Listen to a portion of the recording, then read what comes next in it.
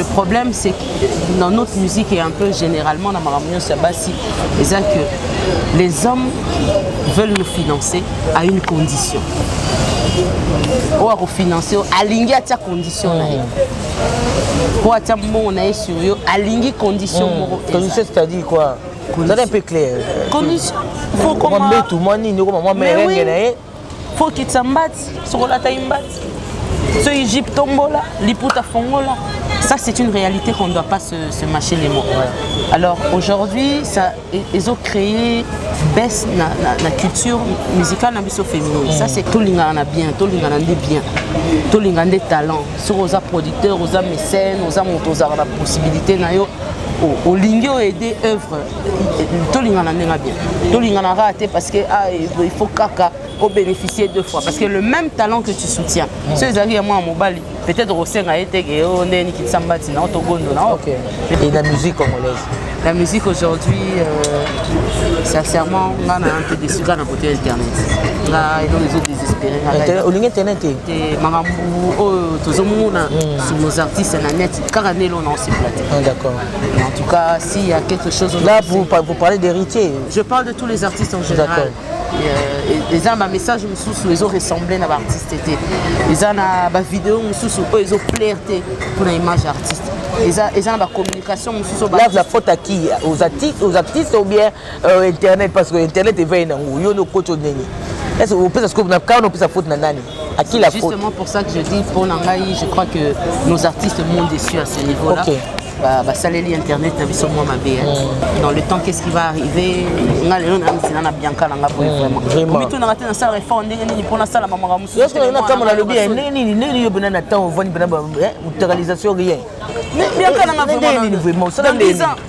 elle a 11 ans aujourd'hui même pas dans 5 ans mais ma cassi avant on a les hommes répétés parce que bon on répété nga mwana na nga jour aliboso na leka na TV oyo ba sey yo bato bazo bouleke oto chrétien na to finga na to boa ke na ba ke la lukuta je suis passé à la télé je racontais un truc du genre non mais je suis désolé moi manga mozolo balanga na yo kokuté je ne sais plus exactement ce que j'avais dit et tomba sur OK Bianca ne regarde pas la télé enfin excusez-moi de dire qu'elle regarde pas trop nos télés elle est dans un monde avec ses nets avec ses jeux en passant elle va c'est maman tiens elle dit quoi.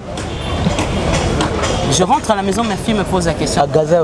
Maman, tu as des problèmes avec quelqu'un? Tu as des problèmes avec quelqu'un? On soigne la moto. Et ça l'a passé. Parce que l'éducation, on appelle ça à moi, on appelle ça l'éducation, tu as soigné sa moto. Toi, chrétien moto. D'accord, sa petite soeur, oui. Et maintenant, et aussi sa soeur Doralie. Ça se passe très bien. Trois. Oui, oui. Toi, vraiment. Mais tu imagines?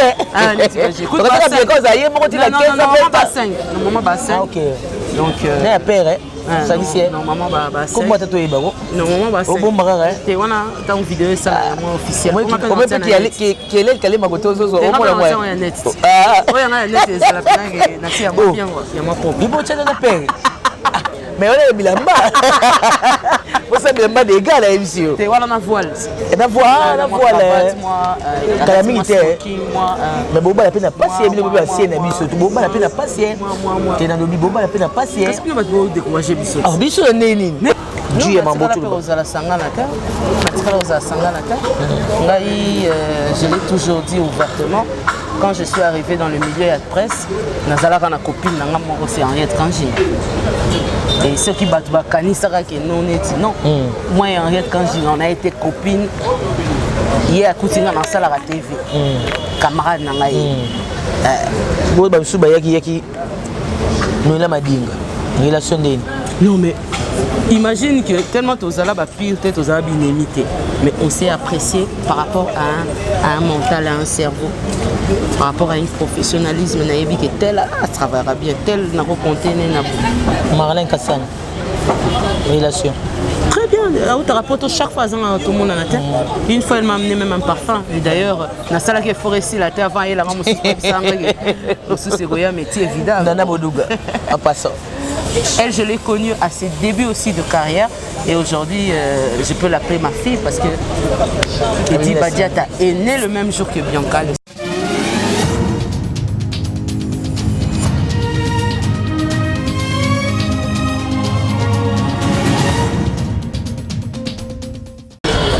Très cher internaute Hop TV, très cher téléspectateur de Numérica Télévision, là vous êtes en train de suivre partout, tout ce qu'on attend. Bonjour Nabino, aux émissions na pourquoi. Bonsoir Nayo, aux émissions d'après-midi, bon après-midi à toi. Aux émissions le 7, aux émissions le 8, le 9, ça dépend de la date aux émissions de mois de décembre. Meilleur Venayo, ici aux Zouami, partout dans le monde entier, Londres, Belgique, partout, là où vous êtes. Merci à tous mes abonnés. Moi 14 minutes au coma, on a déjà merci à vous.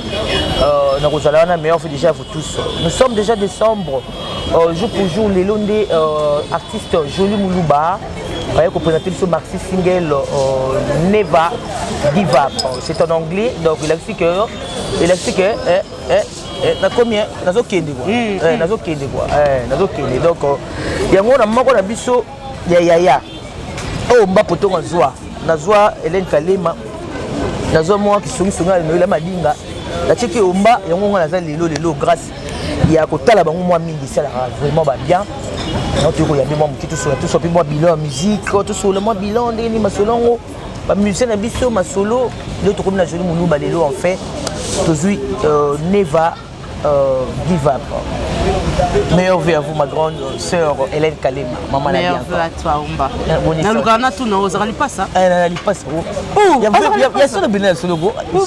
Omba chaque fois. Malheureusement. Paix à son âme. Vraiment kufa na 4 jours quand après ba boti biso, yé mai na poumon akufi. Mais moi mobile.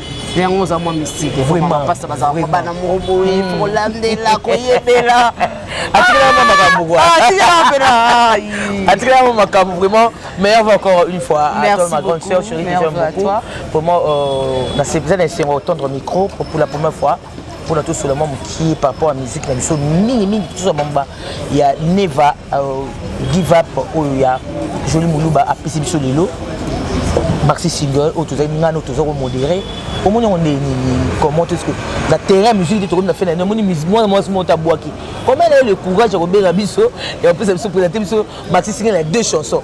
Comment tu commences la lecture il y a le on a salami. Non, là déjà dans PC 1000 esprits. 1000 esprits pourquoi parce que au moins il faut d'abord année on est zokene.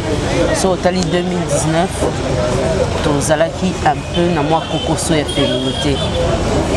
Basi bayembi mais mingi. Il y a quelques années encore, tout au monde a vague à Cindy le cœur, il y a BG30. Au monde a eu vague, on quand même. Le père qu'on a 2017 à Beta qui pas 18 à Limon. Donc nous avons comprendre mais on a PCS 1000 l'esprit parce que en 2019 on a Soukaboué. Libal va venir 6 mois mais moi si on a osé dans le mois de décembre à ça la œuvre il y a 2 titres même si ils ont maxi single, ils ont d'abord encouragé et à féliciter. Moi personnellement nous avons encouragé et soutenir parce que j'estime que Aza orpheline de père, musicalement parlant. Akoufela y papa na misu na biso. Celui qui était non seulement un papa, mais le papa de tout le monde parce que son nom était papa. Aza orpheline de père et comme on a persévérance au Aza nango malgré que nous les Congolais on a biso. Tozala na habitude il y a feedback et retour et motiver nga makasi. Tant que je suis dans un alipas à Omba, dans le bin avec Omba, je sais que ça featuring il y a Bassi à Mwindo, il y a Mwindo, Babo Hydroquinone. Ça va. Voilà, ça dit bien, vraiment merci beaucoup ma grande pour l'honneur. Mais d'après vous, nous sommes là. Pourquoi pas vous rater? Est-ce que ça fait même au Bassi comme il y a tant de il faut arrêter? Qu'est-ce qui se passe? Et ça, musique. Basi faut aller à moi robota moi repose les alarato parce que pour ces derniers 2 mois de 2019 nous tout le monde vraiment est-ce que boti excusez-moi mes soeurs boti tout bali tout point il y a musique qui boye tout comprendre match vraiment tout le monde de Kenya autour beta dernièrement dimanche passé ça na Kenya match Bilabel même Bilabel pardon na Kenya tcha mon appel mam tcha bon mazo continue mais le femme tout le monde na ba 5e génération bana tamo ba point qu'est-ce qui se passe Non, mais moi je crois qu'il faut tout le bamaramon clairement d'Ingeza. Aujourd'hui, tozo na suka yambula, tozo kotambula sika. Les femmes que nous sommes, tous en difficulté. Première difficulté, tous à la ranango, ils ont d'abord d'être femmes. C'est vrai que Batebele, Bakanza, on a une discussion dans le dialogue. On a facilité aux $5. Le problème, c'est que dans notre musique et un peu généralement dans Maramio Sabassi, c'est que les hommes veulent nous financer à une condition. Ou à refinancer, à l'ingé à ta condition. Pour à ta bon, on a sur eux, à l'ingé condition. Condition, c'est-à-dire quoi? C'est un peu clair. Condition. Faut qu'on faut qu'ils s'embattent sur la taille. Ce Égypte tombola, liputa fongola. Ça, c'est une réalité qu'on ne doit pas se mâcher les mots. Alors aujourd'hui, ils ont créé baisse la culture musicale féminine. Ça, c'est clair. Le producteur, avant de te produire, Azan n'a pas idée. Moutalinga bet ce concert, on a bien sur bet Azo boulélé. Et là, il faut que tout dénonce alors. Voilà. Mais le problème, c'est que ceux qui ont déjà. C'est bon, on va le barater. Je vais se musiciens, mon chanteuse, monter dans le TV qui va se sexuel. Non, il y a quand chanteuse, mon côté aucune d'eux. Mais comment qu'il y a une stratégie et comme il que tu as besoin d'un produit, de soutenir, alors dans ce cas-là, moi aussi j'ai besoin de toi. Parfois ça crée des problèmes et parfois d'autres. Ceux qui ont besoin et qu'on peut scier, qu'est-ce qui se passe après?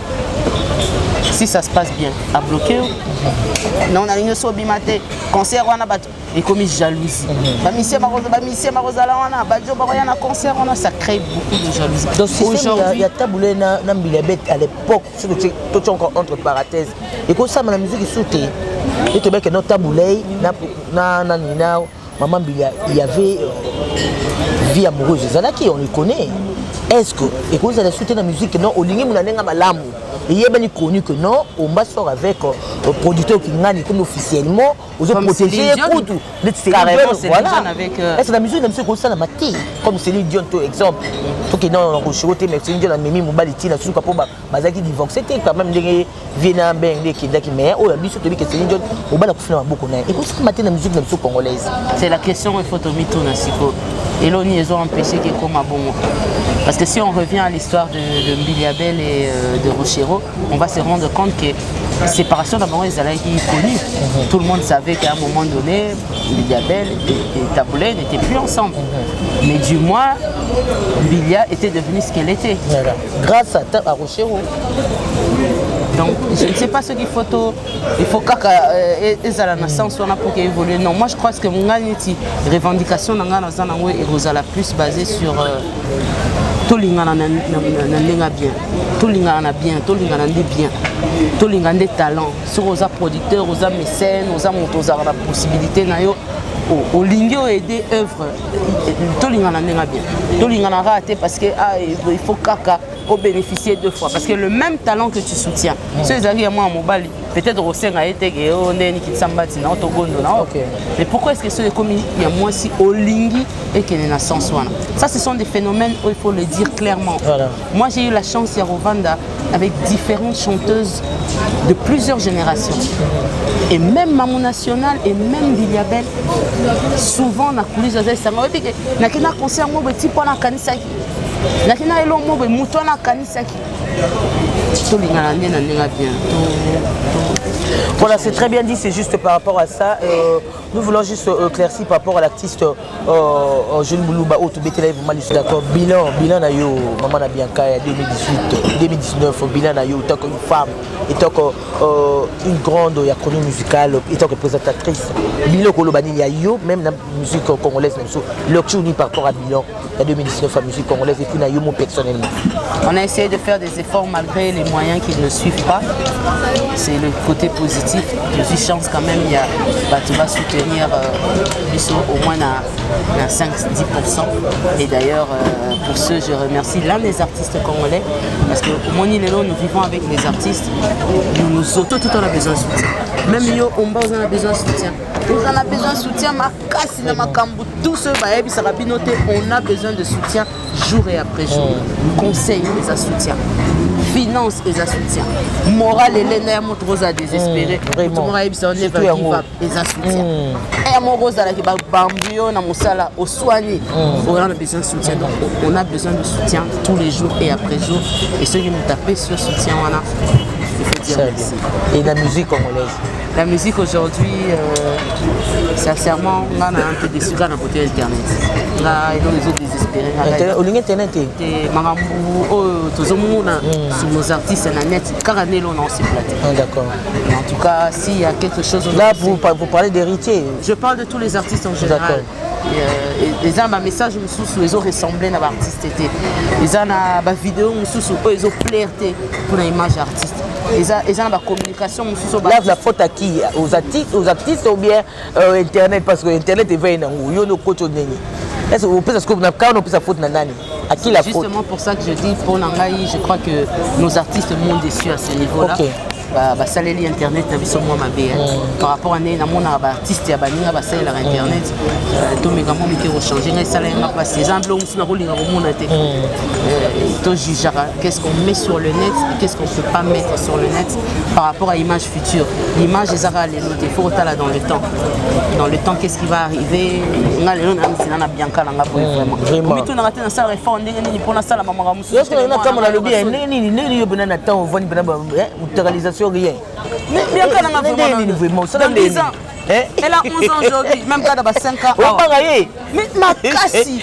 Avant on a les armes répétées parce que bon on répété. Nga mwana na nga jour à liboso na leka na TV oyo ba seyo ba bazo boulé que auto chrétien na to finga na to voir que na ba moi que la lukuta. Je suis passé à la télé, je racontais un truc du genre non mais je suis désolé moi mangambozo le balanga na yo kokuté, je ne sais plus exactement ce que j'avais dit et tomba si gros OK. Mais Bianca ne regarde pas la télé. Enfin, excusez-moi de dire qu'elle regarde pas trop nos télés. Elle est dans un monde avec ses nets, avec ses jeux. En passant, voilà, c'est maman, tiens, elle dit quoi? Je rentre à la maison, ma fille me pose la question. Maman, tu as des problèmes avec quelqu'un? Tu as des problèmes avec quelqu'un? On soigne dans mon tour. Et ça l'a passé. Parce que l'éducation, on appelle ça à moi, on appelle ça l'éducation, tu as soigné ça mon tour. Toi, chrétien, mon tour.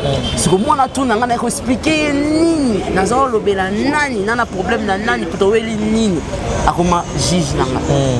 Ils ont ça, si manabi, n'a pas soufflé un jour, moi, on a posé la question. Dieu merci, dans ça effort, je crois que ceux qui mon ego témoigner. Dans ça effort, moi, on a tout dans la sous-question. C'est fort, c'est un peu difficile, hein. C'est un peu difficile pour que vous avez un message dans le monde, par contre, à rendre la télévision. Français, on est à mon d'abord, ça, Missoté, il y a une discipline. Bien qu'à spécial discipline. Voilà. Et ça se fait comment la maison avec Bianca? Avec sa petite sœur, oui. Et maintenant, et aussi sa sœur Dorali. Ça se passe très bien. Oui. Toi, vraiment, mais tu imagines. Écoute, non, pas 5. Maman, pas 5. Ok. Donc, il y a un père, ça ici. Non, maman, pas 5. Comment tu as eu babo? Non, maman, pas 5. Bon, maman, tu vois, dans une vidéo, ça, moi, officiel. Comment qui est qui ma côté aux autres? Moi, on net. Ah, oui, on a net, c'est la peine. Il y a moi propre. Il faut tchéner la peine. Mais on est bilamba. Vous savez bilamba des gars là ici. Tu vois la voile. La voile. La militaire. Mais boba la peine à passer, mais boba c'est na biso. Boba la peine à passer. Tu na dobi boba la peine à passer. Qu'est-ce que tu vas décourager biso? Ah biso neni. Mais oui. Oh, on a neni. On a les gars on va benga, c'est na circulaire. Mais 2021 il va la finale. 2020 c'est bon. Non, on verra. Dieu seul sait. Mais est-il qu'il y a une vidéo dans les alamoi, tout là, tu l'as marre, moi voile, moi smoking, moi. N'habitez ça, là, Charlie Prince avec Baguchi, Disquared. N'habitez. N'habitez ça, on a assisté à Pichou Botoko, ancien testament. N'habitez.